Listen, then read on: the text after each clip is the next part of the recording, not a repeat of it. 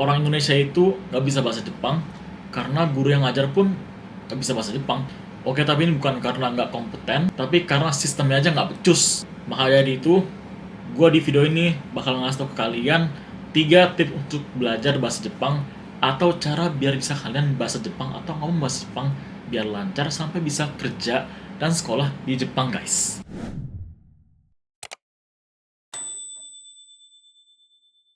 Jadi tips pertama, kalian tuh harus belajar ke guru atau tempat les yang udah bersertifikat N2 atau N1, guys. Nah, maksudnya itu gimana? Jadi kalian tuh ya misalkan pengen keluar kerja ke Jepang atau kuliah atau sekolah di Jepang. Nah, kalau misalkan kalian udah nyampe situ, itu tuh kita udah nggak pakai bahasa Jepang yang main-main gitu loh, guys. Kita tuh udah harus apa namanya? Harus bergelut dengan namanya perhukuman di sini, financial, terus harus bisa negosiasi atau kita tuh harus tahulah worth diri kita. Dan kita tuh juga harus bisa positioning diri kita sebagai orang luar negeri di Jepang, guys. Apalagi dengan keadaan politik yang sekarang lagi panas di Jepang, guys. Sekarang tuh Jepang udah mulai nggak suka sama orang Jepang, udah lebih ke sayap kanan atau lebih ke konservatif lah istilahnya. Dan kalau misalnya kita tuh dalam dunia yang seperti itu nggak bisa mendefense atau menjaga diri kita dengan menggunakan bahasa Jepang, kita tuh udah pasti 100% kalah, guys, sebelum berangkat. Nah, makanya itu kan juga harus bisa bedain sih, maksudnya ke Jepang dengan mindset pengen jalan-jalan dan juga mindset pas kita pengen kuliah, kerja atau tinggal jangka panjang di Jepang. Karena pemikiran itu sangat berbeda, guys. Kalau misalkan jalan-jalan, kita cuma paling ya 2 minggu di sini, 3 minggu atau sebulan. Atau nggak paling lama ya kita WHV mungkin di Jepang juga gitu kan, ada juga untuk orang luar yang WHV di sini. Nah, itu kan mereka mindsetnya kayak, oh gue cuma kayak pengen sebentar aja deh di sini. Orang yang misalnya dari Indonesia nih pengen jalan-jalan sekitar 2 minggu, habis itu mereka langsung kayak kasih impresi kayak, oh Jepang tuh keren banget, Jepang tuh sangat maju, Jepang tuh lebih bagus dari Indonesia, bla bla bla gitu kan. Itu udah hal yang lumrah gitu kan. Karena orang yang jalan-jalan di Jepang itu mindsetnya tuh pengen relax, menikmati Jepang. Bukan kita harus ngasih ke diri kita leverage, atau mereka nggak mikir cara gimana harus bertahan hidup sebagai orang Indonesia di Jepang. Dan masih itu fair itu kan, itu fair. Itu cuma salah ya goalnya aja. Apa kalian pengen ke Jepang dengan ya pengen jalan-jalan kah atau pengen kerja, guys?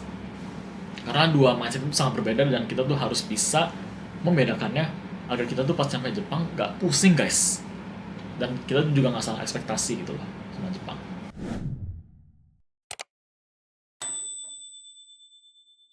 Terus juga, guys, kalau misalkan kalian nih berguru atau pengen belajar tentang Jepang dan bahasa Jepang secara mendalam, carilah guru yang sudah punya pengalaman tinggal, belajar, dan kerja di Jepang secara jangka panjang, guys. Oke lah, fair. Mungkin orang-orang yang kerja sebagai Kenshusei, Jishusei itu juga mereka kerja panjang. Maksudnya jangka panjang lah. 10, 20, 30 tahun, who knows. Dibanding sama orang yang misalkan kuliah, kerja, sekolah sampai tingkat tinggi kan, S2, S3 gitu kan. Nah, itu kan mereka juga jangka panjang, bisa sampai belum sampai 10, mungkin 20 tahun. Yang membedakannya itu adalah pengalamannya, guys. Isi dari pengalamannya.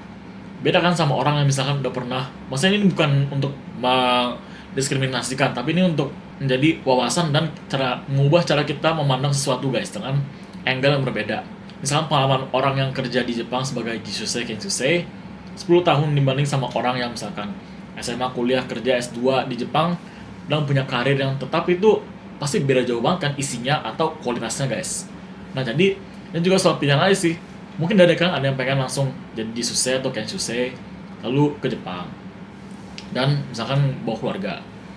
Ada juga yang pengen masuk ke Jepang dengan jalur visa Jinkoku, habis itu mereka langsung ambil S2 di perguruan tinggi di Jepang seperti Waseda, Tokyo University atau Kyoto University, ataupun di universitas yang berbeda dan diakreditasi dan diakui oleh dunia dan Jepang.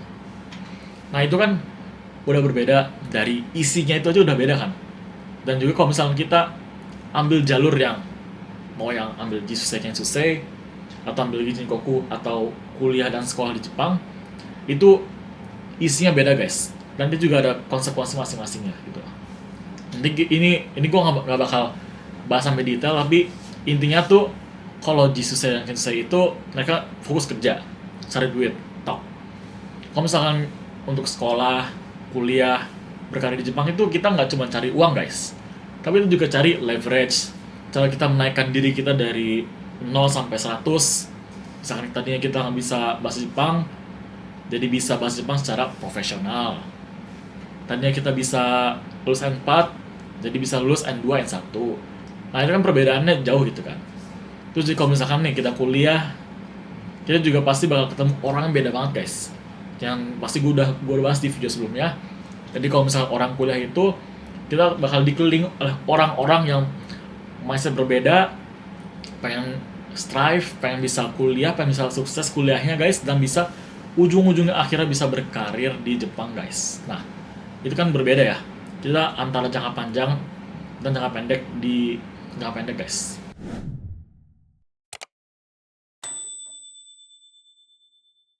Jadi intinya untuk poin pertama, kalian harus cari orang atau guru yang sudah punya pengalaman berkarir tinggal di Jepang, sekolah di Jepang.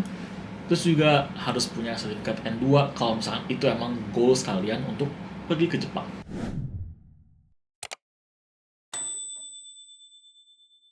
Oke, tips kedua guys, agar bisa lancar bahasa Jepang itu adalah konsumsi konten Jepang atau bahasa Jepang. Nah maksudnya tuh gimana? Jadi kalau misalkan kita tuh ya masih tahu tentang Jepang dari anime, manga, komik, terus jadi event Jepang-Jepangan di Indonesia, kan banyak tuh Jakarta. Kalau misalkan kalian tuh fokusnya ke dorama atau ke anime doang, itu kan bahasa Jepang itu udah terlalu nyeleneh gitu. Itu terlalu bocah-bocah banget. Nah, daripada kita tuh fokus cuman ngedengerin anime tapi cuman ya dengerin plot lah, cuman liatin plot doang, liatin ceritanya doang, itu kan nggak terlalu mendidik guys. Daripada kayak gitu mending kita langsung aja tuh dengerin orang Jepang ngomong beneran guys. Makanya gue saranin kalian untuk nonton YouTuber Jepang. Contohnya adalah Kanoksta, Wakate TV, terus Yukirinu guys. Udah, 3 itu aja.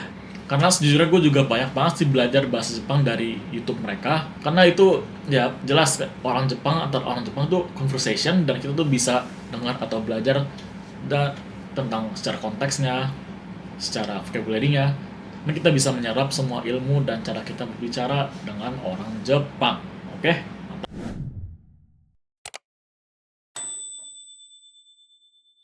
Terus yang ketiga dan terakhir, sebenarnya ini ya tips yang paling menyakitkan tapi paling efektif guys, yaitu belajar grammar atau bumpo dan vocabulary atau goi atau kotoba. Ya gue tahu guys, gue paham grammar itu gak seru, grammar itu bosan, grammar itu gak jelas. Ya emang secara impression awal-awal sih gue juga sebenarnya kayak gitu guys. Itu menyakitkan, membosankan, gue gak suka jujur. Nah tapi guys, ini tuh kalau misalnya kalian udah fokus ke grammar dan vocabulary aja, kalian tuh bahasa Jepang gue bilang sih udah bisa improve sekitar 90% guys untuk berbicara. Nah, kenapa? Karena Jepang itu untuk penekanan grammar itu sangat kental gitu guys. Kalau misalnya kita nggak tahu grammar, kita nggak bisa ngomong. Udah itu sih. Apalagi kalau misalnya kita tuh udah masuk ke level profesional atau karir di Jepang guys. Bukan, soalnya gimana ya? Karena tuh bahasa Jepang pas kalian tuh masih gakusei atau regakusei dibanding sama orang udah kerja itu shakaijin, itu beda banget guys. Udah pakai harus keigo, kenjogo, sonkeigo, atau bahasa sopan lah istilahnya ke atasan. Makanya kita harus bisa membedakan penggunaan ya bahasa sehari-hari dan bahasa profesional guys. Itu sih yang harus kalian tekankan agar bisa survive atau hidup nyaman di Jepang guys.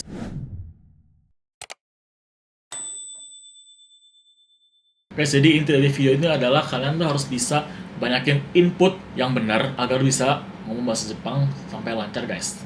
Banyakin inputnya, bisa output atau pengeluaran kata-kata kalian tuh banyak guys.